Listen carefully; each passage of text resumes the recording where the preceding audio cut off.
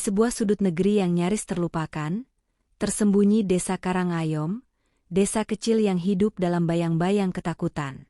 Selama berbulan-bulan, warganya diteror oleh kekuatan gaib seorang dukun sakti bernama Ki Sanjono, yang memeras, mengancam, dan menebar santet tanpa ampun. Hingga di pinggir hutan, hidup seorang kakek petani pendiam bernama Badrun. Tak ada yang mengira bahwa di balik kesederhanaannya, tersimpan kekuatan tua yang mampu memantulkan kegelapan kembali ke sumbernya, dan mengubah nasib desa untuk selamanya. Bagaimana kisahnya? Tonton dan simak cerita menarik dalam video berikut ini. Desa Karangayom terletak jauh dari jalan raya, tersembunyi di balik perbukitan kapur dan hutan jati yang lebat. Untuk mencapainya, orang harus melewati jalan tanah sempit yang di musim hujan berubah menjadi kubangan lumpur. Tak banyak pendatang yang singgah, dan tak banyak pula warga desa yang berani keluar kecuali untuk keperluan mendesak.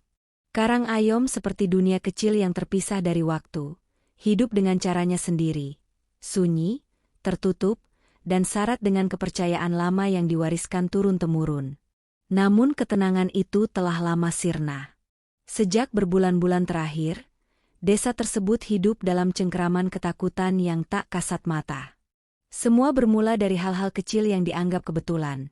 Seekor kambing mati mendadak dengan mulut berbuih, seorang anak demam tinggi sambil mengigau menyebut nama orang yang tak dikenal, padi yang menguning sebelum waktunya lalu membusuk dalam semalam. Para tetua desa mencoba menenangkan warga, menyebutnya sebagai musim buruk atau teguran alam.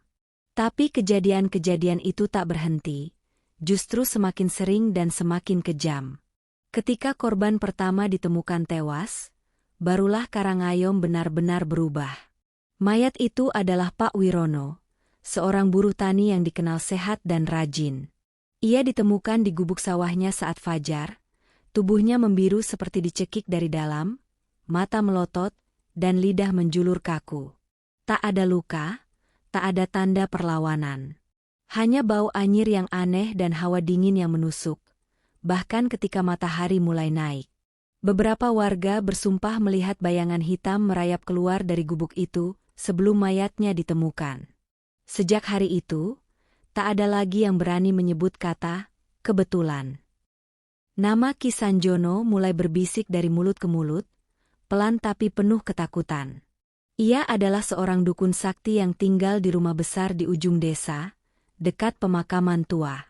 Konon, ia telah lama menguasai ilmu hitam tingkat tinggi, ajian santet, pengasihan paksa, hingga pemanggil arwah gentayangan.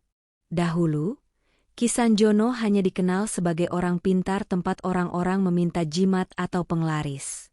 Namun kekuatannya tumbuh bersama keserakahannya. Ia mulai memeras warga. Siapapun yang panennya berhasil, harus menyerahkan sebagian hasilnya.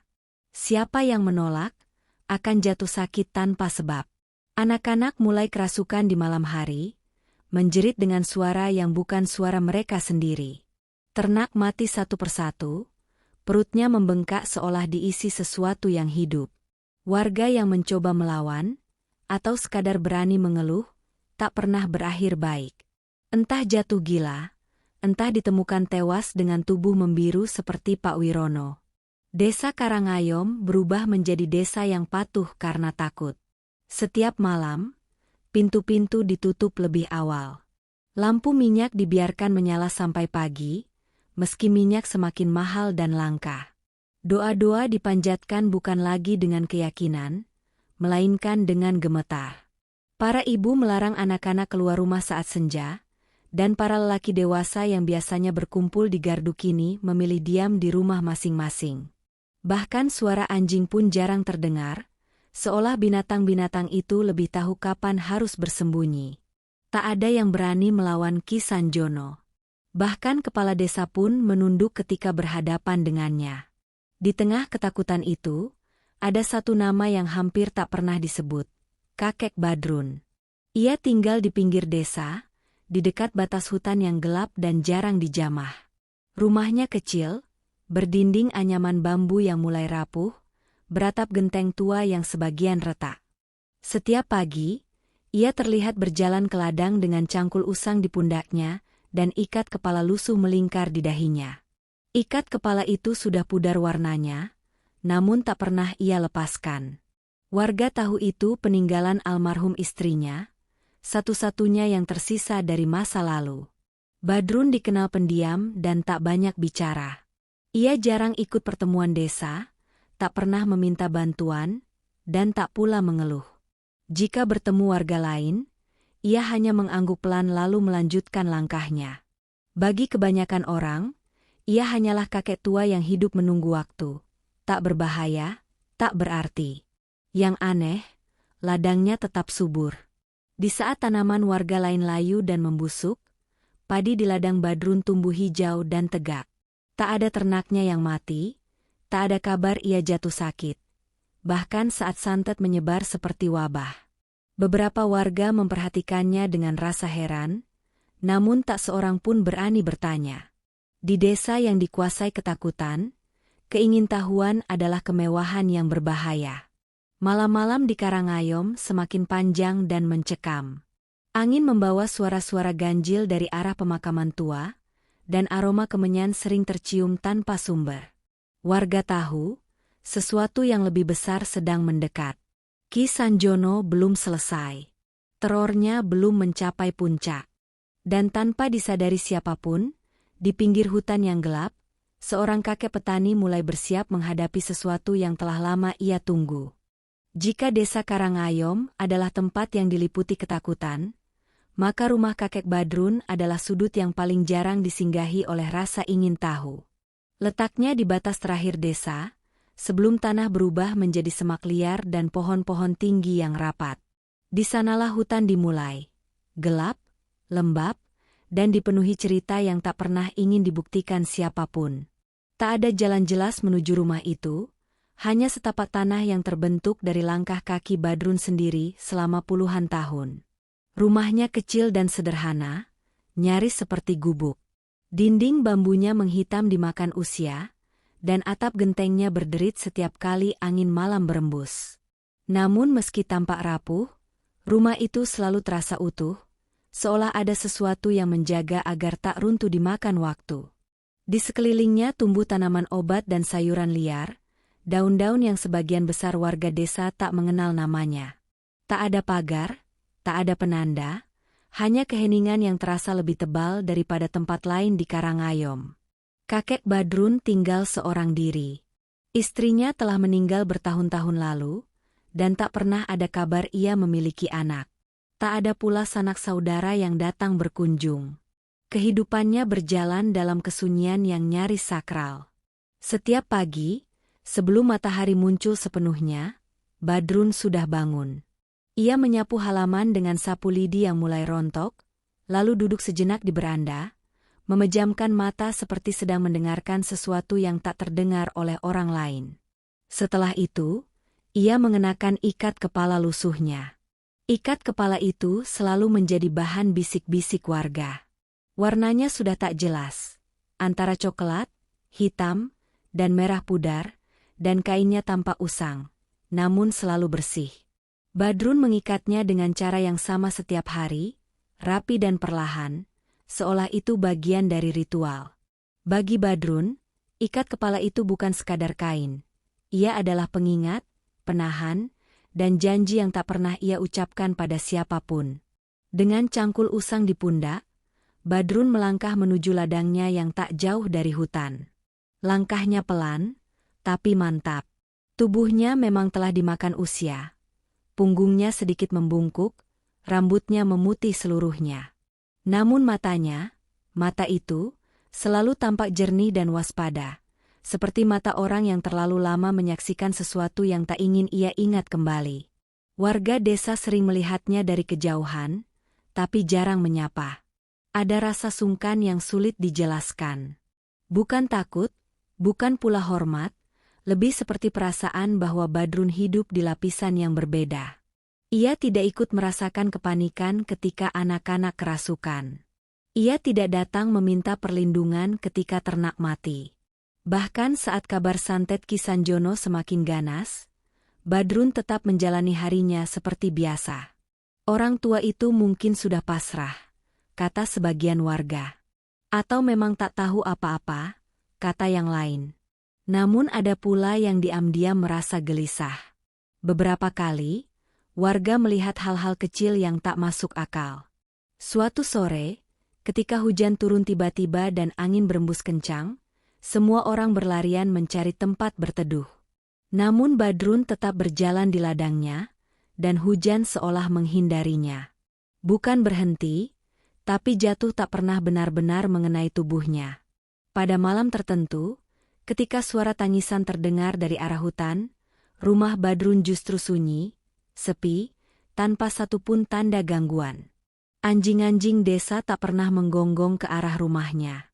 Bahkan makhluk-makhluk kecil pun seolah enggan mendekat. Tak ada tikus yang merusak lumbung padinya, tak ada ular yang masuk rumahnya, tak ada burung gagak yang bertengger di atapnya, pertanda yang, bagi orang Karangayom, tak pernah berarti kebetulan. Meski demikian, Badrun tak pernah menunjukkan apapun yang mencolok. Ia tidak memberi nasihat, tidak menawarkan bantuan, tidak menegur siapapun tentang Ki Sanjono. Ketika bertemu warga yang wajahnya pucat karena ketakutan, ia hanya menunduk sedikit dan melanjutkan pekerjaannya. Diamnya justru membuatnya semakin tak terbaca. Di malam hari, setelah desa tenggelam dalam sunyi, Badrun sering duduk di depan rumahnya.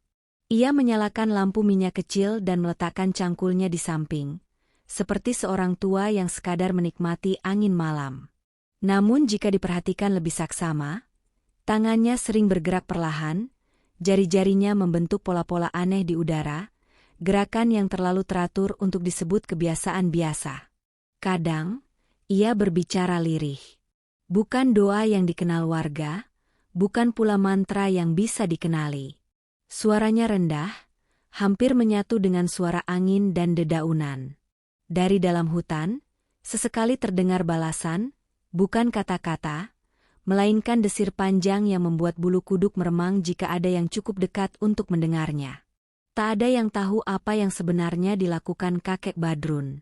Dan mungkin, lebih tepatnya, tak ada yang benar-benar ingin tahu. Di desa yang hidup dalam ketakutan, orang-orang belajar bahwa bertahan hidup seringkali berarti berpura-pura buta. Namun tanpa disadari warga Karangayom, di pinggir hutan itu, seorang kakek petani yang mereka anggap tak berarti sedang mengamati, menunggu, dan menimbang. Ia tahu teror itu belum selesai. Ia tahu Ki Sanjono akan melangkah terlalu jauh. Dan ketika batas itu dilewati, keheningan kakek Badrun akan berakhir. Perubahan itu terasa bahkan sebelum ada yang berani mengatakannya dengan lantang. Di desa Karangayom, ketakutan yang semula menyebar perlahan kini berubah menjadi tekanan yang menyesakan, seolah udara itu sendiri mengandung ancaman. Ki Sanjono tidak lagi puas dengan kepatuhan setengah hati. Ia ingin tunduk sepenuhnya, tanpa sisa, tanpa celah. Dan ada satu hal yang mengganggunya. Di antara rumah-rumah yang meredup, ladang-ladang yang rusak, dan warga yang sakit bergiliran, ada satu titik yang tetap tenang. Wilayah pinggir hutan tempat kakek Badrun tinggal. Bukan hanya bebas dari kematian, tetapi juga dari tanda-tanda gangguan sekecil apapun. Bagi Ki Sanjono, itu adalah penghinaan yang tak terucap. Malam itu, di rumah besar dekat pemakaman tua, Ki Sanjono duduk bersila di hadapan altar hitamnya. Bau kemenyan bercampur darah ayam menyengat hidung, membuat udara terasa pekat dan berat. Di sekelilingnya, jimat-jimat tergantung, tulang kecil, kain beraksara kuno, dan botol-botol berisi cairan keruh. Ia memejamkan mata, napasnya berat, urat di pelipisnya menegang. Tak mungkin, gumamnya lirih. Tak ada tempat di Karangayom yang tak bisa kujangkau. Ia mulai merapal ajian tingkat tinggi, santet yang tak lagi ditujukan pada satu nama, melainkan pada siapapun yang berani berada di luar pengaruhnya. Santet itu dilepaskan ke udara, menyebar seperti kabut tak kasat mata, mencari tubuh untuk dijadikan sarang. Malam itu, angin berembus dengan cara yang aneh, berputar-putar tanpa arah, membawa hawa dingin yang menusuk hingga ke tulang. Di desa, Dampaknya segera terasa. Seorang anak kecil berteriak histeris di tengah malam, tubuhnya kejang-kejang, matanya memutih. Ia berteriak menyebut nama yang bukan nama siapapun di Karangayom. Tak lama kemudian, dua rumah lain mengalami hal serupa. Tangisan, jeritan, dan suara benda jatuh memecah kesunyian malam. Para orang tua berlarian dengan wajah pucat, tak tahu harus berbuat apa selain memeluk anak-anak mereka yang kerasukan. Keesokan paginya, 3 ekor sapi ditemukan mati di kandang berbeda, perutnya menggelembung dan lidahnya menjulur. Di satu rumah, seorang perempuan tua tak pernah bangun dari tidurnya. Tubuhnya membiru, persis seperti korban-korban sebelumnya. Warga desa semakin yakin, Ki Sanjono telah melancarkan sesuatu yang jauh lebih ganas dari sebelumnya. Namun di pinggir hutan, tak ada apa-apa. Pagi itu, kakek Badrun tetap bangun seperti biasa. Ia menyapu halaman, menimba air, lalu berjalan ke ladangnya. Tak ada tanda ia terganggu, tak ada bayangan kelelahan atau ketakutan. Bahkan udara di sekitar rumahnya terasa berbeda. Lebih ringan, lebih dingin dengan cara yang menenangkan. Beberapa warga mulai memperhatikan dengan lebih saksama. Mereka melihat bahwa tanaman Badrun bukan hanya subur, tetapi tampak seperti dilindungi oleh sesuatu. Daunnya tidak berlubang, batangnya tak pernah patah meski angin kencang. Tanah di ladangnya selalu lembab, seolah hujan turun khusus di sana. Bahkan ketika hama menyerang ladang warga lain, ladang Badrun tetap bersih. Desas-desus mulai muncul, berbahaya dan berbisik. Jangan-jangan kakek Badrun pakai ilmu juga. Atau justru dia pelindung yang tak kita sadari. Atau jangan-jangan, dia lebih berbahaya dari Ki Sanjono. Tak ada yang berani memastikan. Ki Sanjono sendiri mulai merasakan keganjilan. Santet yang ia lepaskan seperti menghilang, tak kembali membawa tanda keberhasilan. Biasanya, setelah satu malam, ia bisa merasakan hasilnya. Lemas di tubuhnya akan terbayar dengan rasa puas. Tapi kali ini, ada kehampaan yang mengganggu, seperti tangan yang meraba udara kosong. Ia mencoba lagi. Santet berikutnya lebih terarah, lebih kejam. Ia menyebut nama, menyertakan benda-benda pribadi, dan mengikat ajian dengan sumpah darah. Namun hasilnya tetap sama, kehancuran di desa, tetapi tidak menyentuh satu rumah di pinggir hutan itu. Bahkan, setiap kali ia memaksakan ajian lebih dalam, tubuhnya sendiri terasa panas dingin, dadanya sesak, seolah ada sesuatu yang menahan dan mendorong balik kekuatannya. Untuk pertama kalinya, Ki Sanjono merasa ragu. Sementara itu, di malam yang sama, kakek Badrun duduk bersila di dalam rumahnya. Lampu minyak menyala redup, memantulkan bayangan di dinding bambu. Ikat kepala lusuhnya terpasang rapi. Di hadapannya, cangkul usang diletakkan melintang, bukan sebagai alat bertani, melainkan sebagai penanda batas. Ia menghela napas panjang. Angin dari hutan masuk melalui celah dinding, membawa suara-suara lirih yang tak bisa disebut angin semata. Badrun menutup mata, dan dalam diamnya, sesuatu bergerak. Santet yang dilepaskan Ki Sanjono mendekat, mencari celah, mencari tubuh. Namun begitu menyentuh wilayah Badrun, kekuatan itu berhenti, lalu berbalik arah, seperti air yang menabrak batu karang. Tak ada mantra keras, tak ada gerakan kasar. Hanya penolakan yang mutlak. Di kejauhan, Ki Sanjono terbatuk darah untuk pertama kalinya sejak ia merasa dirinya tak terkalahkan. Dan di desa Karangayom, tanpa benar-benar memahami apa yang terjadi, warga mulai merasakan bahwa teror itu mungkin belum berakhir, tetapi tidak lagi sepihak. Sesuatu telah bangkit. Dan Ki Sanjono mulai menyadarinya. Malam turun perlahan di desa Karangayom, membawa kesunyian yang lebih berat dari biasanya. Setelah gelombang santet yang gagal itu, udara desa terasa berubah, bukan lebih aman, tetapi seperti menahan napas. Orang-orang menutup pintu lebih rapat, menyalakan lampu lebih awal, dan menghindari pembicaraan yang tak perlu. Nama Ki Sanjono jarang disebut, seolah dengan menyebutnya saja malapetaka bisa datang.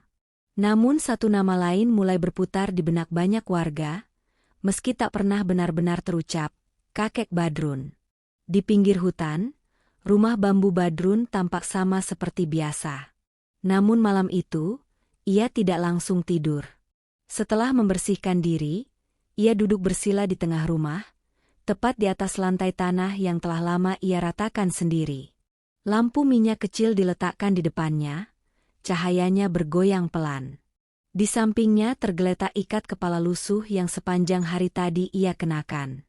Perlahan, dengan gerakan penuh kehati-hatian, Badrun melepaskan ikat kepala itu. Kain itu tampak sederhana, bahkan nyaris rapuh. Namun jika diperhatikan lebih dekat, seratnya lebih padat daripada kain biasa. Di bagian dalam, terdapat jahitan tangan yang membentuk pola-pola kecil, bukan hiasan, melainkan aksara tua yang nyaris tak terlihat. Setiap benang seolah ditanam dengan maksud tertentu. Badrun menatapnya lama, matanya memantulkan cahaya lampu dengan sorot yang sulit dibaca. Ikat kepala itu adalah peninggalan istrinya, Rasti. Rasti bukan perempuan biasa. Ia datang ke hidup Badrun puluhan tahun lalu, membawa ketenangan sekaligus rahasia. Ia jarang berbicara tentang asal-usulnya, namun ia tahu banyak hal yang tak pernah diajarkan di desa. Dialah yang pertama kali menyadari bahwa Badrun tidak sepenuhnya manusia biasa, bahwa darah leluhur tua mengalir di tubuhnya, darah penjaga batas antara yang hidup dan yang tak kasat mata. Saat Rasti meninggal, ia meninggalkan ikat kepala itu sebagai pesan terakhir. Bukan pesan tertulis, melainkan amanah. Ikat kepala itu bukan sumber kekuatan, melainkan penahan. Selama Badrun memakainya, ilmunya terikat, terkunci, dijaga agar tak meluap dan melukai yang tak bersalah. Ia berjanji pada Rasti untuk hidup sebagai petani biasa, tak mencampuri urusan manusia dan dunia lain, selama batas itu dihormati. Namun batas itu kini terusik. Badrun meletakkan ikat kepala di hadapannya, lalu mengambil segenggam tanah dari sudut rumah. Tanah itu berasal dari 4 penjuru ladangnya, ia kumpulkan bertahun-tahun lalu. Dengan napas teratur, ia menaburkan tanah itu perlahan, membentuk lingkaran kecil. Lalu ia mengetukkan cangkul usangnya ke tanah 1 kali, bunyi tumpulnya bergema lebih dalam dari yang seharusnya. Ia mulai berucap lirih. Bahasanya bukan bahasa Jawa yang dikenal warga Karangayom, melainkan dialek tua yang lebih dekat pada desah alam daripada kata-kata. Suaranya rendah, namun setiap suku kata terasa berat, seolah memanggil sesuatu yang telah lama tertidur. Angin di luar rumah berhenti. Daun-daun hutan terdiam. Satu persatu, kehadiran itu datang. Bukan dalam wujud jelas, melainkan sebagai tekanan di udara, sebagai rasa diawasi dari segala arah. Roh penjaga leluhur, mereka yang dahulu mengikat perjanjian untuk menjaga tanah dan garis keturunan, menjawab panggilan Badrun. Ia tak melihat wajah mereka, namun ia merasakan keberadaan mereka seperti seseorang merasakan kehadiran keluarga di balik pintu tertutup. Aku tidak meminta izin untuk menyerang, bisik Badrun akhirnya. Aku meminta izin untuk menahan. Lingkaran tanah bergetar pelan, lalu kembali diam. Di saat yang sama, jauh di rumah besar dekat pemakaman tua, Ki Sanjono terbangun dari tidurnya dengan tubuh basah oleh keringat dingin. Ia bermimpi, atau lebih tepatnya, diingatkan. Dalam mimpinya, ajian-ajian yang ia kuasai retak satu persatu, seperti kaca tua yang tak lagi kuat menahan tekanan. Ia merasakan sesuatu yang lebih tua, lebih dalam, dan jauh lebih sabar daripada ilmu hitamnya sendiri. Ia menggertakkan gigi, menolak rasa gentar yang merayap. Kembali ke rumah bambu itu, Badrun mengenakan kembali ikat kepala lusuhnya. Ia mengikatnya lebih erat dari biasanya. Bukan untuk melepaskan kekuatan, melainkan untuk memastikan kendali. Ia tahu, semakin jauh Ki Sanjono melangkah, semakin besar pula tekanan yang harus ia tahan. Dan jika batas itu benar-benar dilanggar, ia mungkin tak punya pilihan selain membuka ikatan yang telah ia jaga puluhan tahun. Ia berdiri dan melangkah keluar rumah. Di bawah langit malam, hutan tampak lebih gelap, namun tidak mengancam. Justru sebaliknya, seperti menunggu perintah. Badrun memandang ke arah desa, matanya menyipit. Untuk pertama kalinya sejak lama, ada kesedihan yang jelas di wajahnya. Bukan karena takut, melainkan karena ia tahu apa arti dari langkah berikutnya. Ia tak ingin melawan. Namun jika kejahatan terus menuntut korban, maka diam bukan lagi pilihan. Di balik kesederhanaan seorang kakek petani, rahasia itu kini sepenuhnya terjaga. Siap, namun belum dilepaskan. Dan desa Karangayom, tanpa menyadarinya, berdiri tepat di ambang perubahan yang tak bisa ditarik kembali. Malam itu datang tanpa angin, tanpa suara, seolah alam sendiri menahan napas. Langit di atas desa Karangayom gelap pekat, bukan oleh awan, melainkan oleh rasa berat yang menggantung di udara. Bulan tertutup sepenuhnya, dan bintang-bintang lenyap satu persatu, seperti dipadamkan oleh tangan tak terlihat. Warga desa merasakan firasat buruk bahkan sebelum apapun terjadi. Dada mereka sesak, kepala terasa berat, dan doa-doa keluar dari bibir dengan terbata-bata. Di rumah besar dekat pemakaman tua, Ki Sanjono bersiap. Ia tahu malam ini harus menjadi penentuan. Kegagalan demi kegagalan telah melukai harga dirinya, sesuatu yang selama puluhan tahun tak pernah terjadi. Ia tidak lagi ragu bahwa ada kekuatan lain di Karangayom, kekuatan yang menahan, menolak, bahkan mempermalukan ilmunya. Dan Ki Sanjono tidak mengenal kata mundur. Jika ada penghalang, maka penghalang itu harus dihancurkan, siapapun wujudnya. Di ruang ritual, lantai tanah digali membentuk cekungan. Di dalamnya, Ki Sanjono menaruh benda-benda terlarang. Rambut mayat, tanah kuburan 7 liang, darah binatang hitam, dan potongan kain kafan yang telah lama disimpan. Di tengah semuanya, ia duduk bersila, tubuhnya dilumuri ramuan hitam pekat yang berbau busuk. Matanya merah, napasnya berat, dan suaranya serak ketika mulai melantunkan ajian pamungkas, ilmu yang hanya digunakan sekali, karena harganya selalu mahal. Ajian itu bukan sekadar serangan. Ia adalah panggilan pada segala yang tersingkir, yang terluka, dan yang membenci kehidupan. Saat mantra itu mencapai puncaknya, angin tiba-tiba berputar liar. Api lilin merunduk, lalu padam. Dari pemakaman tua, suara ratapan menggema, panjang dan pilu. Ki Sanjono tersenyum, senyum orang yang yakin tak ada lagi yang bisa menghentikannya. Di desa, kekacauan pun dimulai. Anak-anak terbangun bersamaan, menjerit dengan suara yang bukan suara manusia. Mata mereka memutih, tubuh mereka kaku, dan dari mulut mereka keluar kata-kata kasar yang tak pernah mereka pelajari. Para ibu menangis sambil memeluk anak-anak mereka, sementara para lelaki mencoba bertahan dengan doa dan jimat seadanya. Beberapa orang roboh begitu saja, tak sadarkan diri. Lampu-lampu minyak berkedip, lalu padam satu persatu. Desa Karangayom tenggelam dalam teror paling kelam yang pernah mereka alami. Namun di pinggir hutan, rumah kakek Badrun tetap berdiri dalam keheningan. Badrun duduk di beranda, cangkul usang bersandar di sampingnya. Ikat kepala lusuh terikat erat di dahinya. Ia membuka mata perlahan, seolah telah menunggu momen ini sejak lama. Dari kejauhan, ia merasakan gelombang ajian itu mendekat, berat, liar, dan penuh dendam. Tanah di bawah kakinya bergetar halus. Sudah sampai batasnya, gumamnya. Tanpa tergesa, Badrun berdiri. Ia melangkah turun dari beranda dan mulai berjalan menuju desa, lalu melewati jalan utama tanpa berhenti, hingga akhirnya berbelok ke arah rumah Ki Sanjono. Tak ada senjata di tangannya, tak ada jimat yang tergantung di tubuhnya.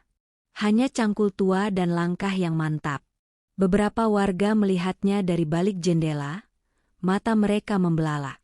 Ada yang ingin memanggil, Ada yang ingin mencegah, namun suara mereka terkunci di tenggorokan. Sosok kakek itu berjalan di tengah teror seolah tak tersentuh. Jeritan anak-anak mereda saat ia melintas, dan udara yang semula berat terasa sedikit lebih lapang. Di depan rumah besar itu, Badrun berhenti. Pintu terbuka dengan sendirinya, seakan menyambut. Dari dalam, hawa busuk dan panas menyergap. Ki Sanjono masih merapal, tenggelam dalam ajian pamungkasnya. Ketika ia membuka mata dan melihat sosok di ambang pintu, senyumnya memudar. "Kau?" Suara Ki Sanjono bergetar, antara marah dan terkejut. "Jadi benar kau?" Badrun melangkah masuk, lalu berhenti beberapa langkah dari lingkaran ritual. Ia menancapkan cangkulnya ke tanah dengan satu hentakan ringan. Bunyi itu bergema, memecah irama mantra. "Cukup, Sanjono," katanya tenang. "Ilmu tak diciptakan untuk menuntut darah tanpa henti." Ki Sanjono tertawa, suara tawanya parau. "Kau pikir kau siapa? Leluhur? Penjaga tanah? Semua bisa dihancurkan." Ia memaksakan ajian pamungkas itu mencapai puncak. Energi hitam memancar, menyambar ke arah Badrun seperti gelombang pekat. Namun begitu menyentuh batas di sekeliling kakek itu, kekuatan tersebut berhenti, bergetar, lalu berbalik arah. Seperti cermin tua yang tak bisa dibohongi, ilmu itu memantulkan segala niat buruk ke sumbernya. Ki Sanjono berteriak. Tubuhnya terangkat sedikit, lalu jatuh tersungkur. Darah mengalir dari hidung dan telinganya. Ajian-ajian yang ia banggakan runtuh satu persatu, menelan dirinya sendiri. Tidak ada pukulan, tidak ada senjata, hanya konsekuensi. Santet yang ia tabur kembali kepadanya, lengkap dengan rasa sakit dan ketakutan yang selama ini ia tebarkan. Badrun menatapnya tanpa amarah. "Apa yang kau lepaskan ke dunia," ucapnya lirih, "akan selalu menemukan jalan pulang." Dengan napas terakhir yang tersengal, Ki Sanjono terdiam. Ajian pamungkas itu padam, dan bersama itu, jeritan di desa pun berhenti. Keheningan jatuh, berat namun bersih. Kakek Badrun mencabut cangkulnya, lalu berbalik pergi. Di belakangnya, rumah besar itu terasa kosong, bukan hanya dari kehidupan, tetapi dari kejahatan yang selama ini bersemayam. Malam itu, tanpa benar-benar mengerti bagaimana, desa Karangayom selamat. Namun bagi mereka yang melihat sosok kakek berjalan kembali ke arah hutan, teror lama telah digantikan oleh kesadaran baru. Kekuatan yang sesungguhnya tidak selalu berteriak. Kadang, ia hanya berjalan perlahan, tepat ketika batas terakhir telah dilanggar. Keheningan setelah tumbangnya Ki Sanjono bukanlah keheningan yang menenangkan.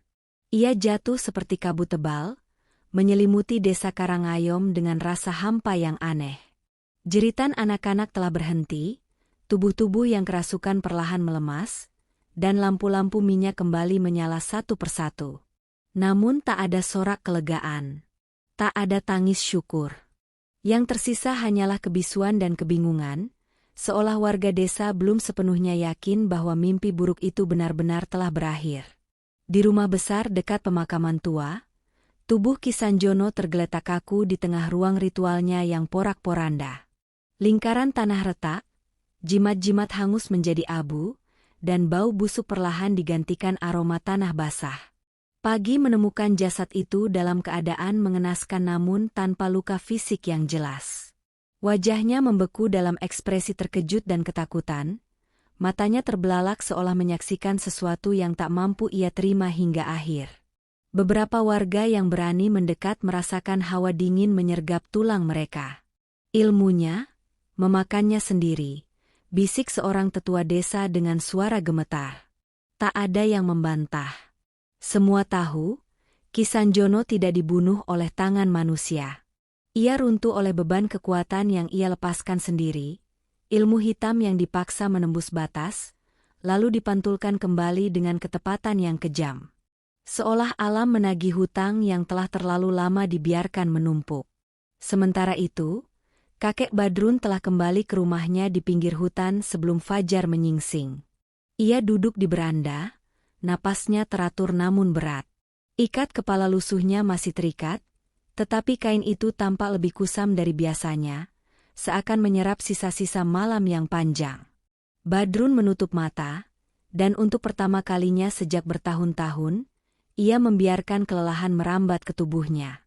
Menahan jauh lebih sulit daripada menyerang. Dan malam itu, ia telah menahan sesuatu yang seharusnya bisa menghancurkan desa sepenuhnya. Di dalam dirinya, gema ajian pamungkas Ki Sanjono masih terasa. Bukan sebagai ancaman, melainkan sebagai sisa getaran yang perlahan memudar. Roh-roh penjaga leluhur yang ia panggil malam itu telah kembali ke batasnya masing-masing. Mereka tidak marah, tidak pula memuji. Mereka hanya mengakui bahwa keseimbangan telah dipulihkan, untuk sementara. Pagi datang dengan cahaya yang berbeda. Desa Karangayom terbangun tanpa jeritan, tanpa bau kematian. Anak-anak yang semalam kerasukan tertidur pulas, dan ketika bangun, mereka tak mengingat apapun. Ternak-ternak yang tersisa berdiri tenang. Udara terasa lebih ringan, meski masih menyimpan sisa ketegangan. Warga mulai keluar rumah, saling memandang dengan raut wajah yang sama. Lega, namun takut untuk benar-benar percaya. Nama Ki Sanjono disebut dengan hati-hati, lalu berhenti disebut sama sekali. Sebaliknya, pandangan mereka perlahan beralih ke satu arah, ke pinggir hutan. Tak lama kemudian, kepala desa bersama beberapa tetua memberanikan diri mendatangi rumah kakek Badrun. Mereka berjalan pelan, seolah takut langkah mereka terlalu keras. Ketika sampai, mereka mendapati Badrun sedang membersihkan cangkulnya, seperti pagi-pagi biasa lainnya. "Kami ingin mengucapkan terima kasih," ucap kepala desa akhirnya, suaranya lirih. Badrun hanya mengangguk pelan. Ia tidak tersenyum, tidak pula menampakkan kebanggaan. "Apa yang terjadi semalam," lanjut salah satu tetua, "adalah sesuatu yang tak pernah kami pahami. Tapi kami tahu, itu bukan perbuatan manusia biasa." Badrun berhenti sejenak, lalu meletakkan cangkulnya. Ia menatap wajah-wajah di hadapannya, wajah-wajah yang selama ini hidup dalam ketakutan, dan kini digantikan oleh kecemasan baru. Ia memahami itu. Ia selalu memahaminya. "Ilmu," katanya akhirnya, suaranya tenang, "bukan untuk ditakuti, tapi juga bukan untuk dipuja. Yang berbahaya adalah niat manusia." Tak ada penjelasan lebih jauh. Tak ada kisah asal-usul, tak ada pengakuan. Badrun membiarkan kata-katanya menggantung, seperti pintu yang sengaja tak dibuka sepenuhnya. Di desa, cerita tentang kematian Ki Sanjono menyebar dengan berbagai versi. Ada yang mengatakan ia diseret makhluk gaib. Ada yang percaya ajian terakhirnya salah arah. Namun satu hal sama dalam setiap cerita, kekuatan itu berbalik kepadanya sendiri. Dan di balik kisah-kisah itu, bayangan kakek Badrun selalu muncul. Diam, sederhana, namun tak lagi bisa diabaikan. Ketakutan warga pun berubah wujud. Jika dulu mereka takut pada dukun yang menindas, kini mereka takut pada kenyataan bahwa di antara mereka hidup seseorang yang mampu mematahkan kekuatan semacam itu dengan tenang. Mereka mulai menjaga jarak, berbicara dengan suara lebih pelan ketika Badrun lewat. Anak-anak berhenti bermain di dekat rumahnya. Bahkan kepala desa pun ragu untuk terlalu sering menyapanya. Badrun merasakan perubahan itu, namun tak menunjukkannya. Ia kembali ke ladangnya, kembali pada rutinitasnya. Namun di dalam hatinya, ia tahu, keseimbangan telah dipulihkan, tapi harga telah dibayar. Ikatan yang selama ini ia jaga telah meregang. Dunia telah mengingat namanya, meski tak pernah ia minta. Malam demi malam berlalu dengan tenang. Tak ada lagi santet, tak ada gangguan. Namun di hutan, angin kadang berdesir membawa suara lama, mengingatkan bahwa apa yang telah dibuka tak akan pernah bisa sepenuhnya ditutup kembali. Dan kakek Badrun, penjaga yang enggan disebut, memahami satu hal dengan pasti. Ilmu hitam memang telah tumbang oleh pantulannya sendiri, tetapi bayangan dari kekuatan sejati baru saja mulai dikenali manusia. Hari-hari setelah kematian Ki Sanjono berlalu tanpa kejadian ganjil, dan justru itulah yang membuat desa Karangayom terasa asing. Tidak ada lagi jeritan di malam hari, tidak ada ternak mati mendadak, tidak ada bau kemenyan yang muncul tanpa sebab. Pagi datang dengan kabut tipis dan suara ayam berkokok seperti dulu, seolah desa itu mencoba mengingat kembali bagaimana rasanya hidup tanpa bayang-bayang teror. Namun ketenangan yang kembali itu rapuh, seperti kaca tipis yang bisa retak kapan saja. Warga desa menyebutnya kebebasan, tetapi di balik kata itu tersembunyi kegelisahan baru. Ladang-ladang mulai digarap lagi. Padi yang sempat mati ditanam ulang, rumah-rumah diperbaiki, dan gardu kembali diisi percakapan pelan. Namun setiap tawa selalu berakhir terlalu cepat, seakan orang-orang takut suara mereka mengundang sesuatu. Mereka belum sepenuhnya berani percaya bahwa ancaman telah benar-benar pergi. Terlalu lama mereka hidup dalam ketakutan untuk bisa melepaskannya begitu saja. Nama Ki Sanjono perlahan menghilang dari pembicaraan. Tak ada yang ingin mengingatnya. Rumah besar dekat pemakaman tua dibiarkan kosong. Pintunya tertutup rapat. Tak ada yang berani menempatinya, bahkan untuk sekadar mengambil kayu atau genteng. Tempat itu menjadi penanda bisu, bukan hanya tentang kejahatan, tetapi tentang akibat dari kekuatan yang disalahgunakan. Namun ada satu sosok yang tak bisa dilupakan, meski tak pernah ingin dikenang, kakek Badrun. Ia tetap tinggal di rumah kecilnya di pinggir hutan.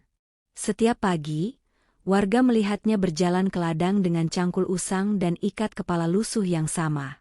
Ia menanam, memanen, dan hidup seperti sebelumnya. Tak ada perubahan mencolok, seolah peristiwa besar itu tak pernah terjadi.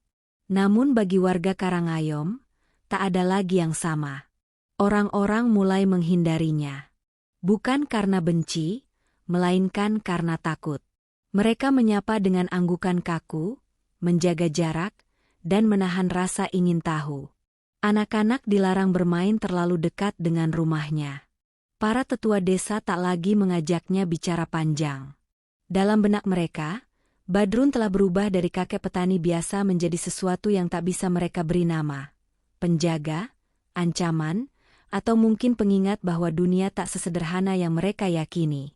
Badrun memahami semuanya. Ia melihat ketakutan itu di mata warga, mendengarnya dalam keheningan yang terlalu panjang. Namun ia tidak marah. Ia tidak pula berusaha menjelaskan. Beberapa kebenaran memang tidak akan pernah membawa ketenangan jika diucapkan dengan kata-kata. Maka ia memilih diam, kembali pada perannya sebagai orang biasa, sejauh dunia mengizinkannya. Suatu sore, kepala desa memberanikan diri datang seorang diri. Ia membawa hasil panen sebagai tanda terima kasih, namun tangannya gemetar saat menyerahkannya. "Kami berhutang nyawa pada Anda," katanya lirih. "Jika bukan karena Anda." Badrun mengangkat tangan, menghentikannya. "Tidak ada hutang," ucapnya tenang. "Apa yang terjadi adalah urusan keseimbangan, bukan jasaku." Kepala desa menelan ludah, lalu bertanya dengan suara hampir tak terdengar, "Siapa sebenarnya Anda, Kek?" Pertanyaan itu menggantung di udara. Badrun menatap hutan di belakang rumahnya, lalu kembali memandang desa. Matanya menyimpan sesuatu yang tak bisa dibaca. Kesedihan, kebijaksanaan, dan jarak yang tak mungkin dijembatani. "Aku hanya orang yang memilih diam lebih lama dari yang lain," jawabnya akhirnya. Tak ada penjelasan lebih jauh. Kepala desa pergi dengan lebih banyak pertanyaan daripada jawaban. Malam-malam di Karangayom kembali sunyi, tetapi bukan sunyi yang sama seperti dulu. Kini, sunyi itu dipenuhi kesadaran bahwa dunia tak sepenuhnya berada dalam kendali manusia. Bahwa ada kekuatan yang menjaga, menunggu, dan hanya bergerak ketika batas dilanggar. Warga mulai lebih berhati-hati, bukan hanya terhadap ilmu hitam, tetapi terhadap niat mereka sendiri. Sementara itu, di rumah kecilnya, kakek Badrun duduk sendirian. Ia melepas ikat kepala lusuh itu untuk pertama kalinya sejak malam ajian pamungkas. Kain itu ia lipat dengan rapi dan letakkan di samping, seolah memberi dirinya izin untuk beristirahat. Ia menatap api lampu minyak yang berkelip pelan. Di luar, hutan berdesir lembut, tidak mengancam. Namun jauh di dalam tanah, di lapisan yang tak tersentuh manusia, sesuatu tetap terjaga. Bukan kejahatan, bukan pula kemurkaan, melainkan keseimbangan yang rapuh. Badrun tahu, selama manusia terus hidup dengan keserakahan dan ketakutan, penjaga seperti dirinya akan selalu dibutuhkan, entah disukai atau tidak. Ketika fajar menyingsing keesokan harinya, Desa Karangayom berdiri sebagai desa yang bebas, namun tidak lagi polos. Mereka telah melihat bahwa teror bisa dikalahkan, tetapi kekuatan sejati tak selalu membawa kenyamanan. Kadang, ia hanya menggantikan satu ketakutan dengan ketakutan yang lebih sunyi dan lebih dalam. Dan di pinggir hutan itu, kakek Badrun kembali mencangkul tanahnya, membiarkan dunia percaya apapun yang mereka mau. Asal-usulnya tetap menjadi misteri, dan mungkin memang seharusnya begitu. Karena tidak semua penjaga diciptakan untuk dikenali. Sebagian hanya ada untuk memastikan bahwa ketika kegelapan datang, ia tahu di mana harus berhenti. Terima kasih telah menyimak cerita ini sampai akhir. Jangan lupa subscribe, like dan komen channel ini. Semoga kalian menyukai cerita ini dan dapat mengambil hikmahnya. Wallahu alam bishawab. Sampai jumpa di episode berikutnya.